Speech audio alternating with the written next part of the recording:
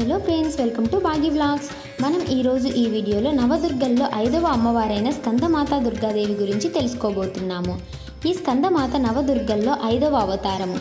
కార్తికేయుని మరో పేరు స్కంద నుంచి ఈ అమ్మవారి పేరు వచ్చింది. స్కంద అంటే కార్తికేయుడు అని, మాత అంటే కార్తికేయుని తల్లి అని వస్తుంది. అందుకే ఈ దేవిని స్కందమాతగా చెప్తారు. నవరాత్రుల్లో 5వ రోజైన ఆశ్వయుజ శుద్ధ పంచమి నాడు ఈ అమ్మవారిని పూజిస్తారు. ఈ అమ్మవారి రూపం చూస్తే 4 చేతులతో ఉండే స్కందమాత దుర్గాదేవి సింహవాహనంపై ఉంటుంది. చేతిలో కమలం, జలకలశం, గంట ఉంటాయి. ఒక చెయ్యి అభయముద్రలో ఉండగా స్కందుడు అంటే కుమారస్వామి ఆమె ఒళ్ళో కూర్చొని ఉంటాడు. ఈ స్కందమాత దేవి తెల్లగా ఉంటుంది.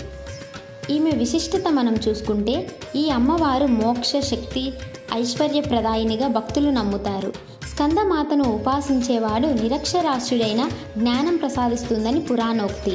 తనను పూజించే భక్తుల కోరికలన్నింటినీ తీర్చే అమ్మవారు ఈమె. నిస్వార్థ భక్తి చూపే వారికి జీవితంలో ఇహపర సుఖాలను ప్రసాదిస్తుంది అని ధ్యానుల విశ్వాసం. ఈ అమ్మవారిని పూజించేటప్పుడు పూర్తిగా శరీరం, మనస్సు ఆమె మీదే లగ్నం చేయాలని దేవి పురాణం చెబుతుంది.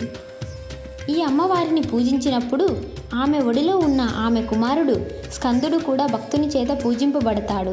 దాంతో ఆ ఇద్దరి ఆశీస్సులు భక్తునికి వస్తాయని భక్తుల నమ్మకం.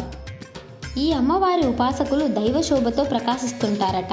స్కందమాత దుర్గాదేవిని పూజిస్తే జీవితం చివర్లో తప్పకుండా మోక్షం లభిస్తుందని పురాణోక్తి. ఈ దేవి అగ్నికి ఆది దేవత కూడా. చూశారు కదండి, ఇదండి స్కందమాత దుర్గాదేవి యొక్క విశిష్టత. ఈ వీడియో మీకు నచ్చిందని అనుకుంటున్నాను. ఈ వీడియో కనుక మీకు నచ్చినట్లయితే లైక్ చేసి షేర్ చేయండి. ప్లీజ్ మీ సపోర్ట్ నాకు అందించండి. సబ్స్క్రైబ్ చేసుకోండి. Thank you for watching Bhagya vlogs YouTube channel.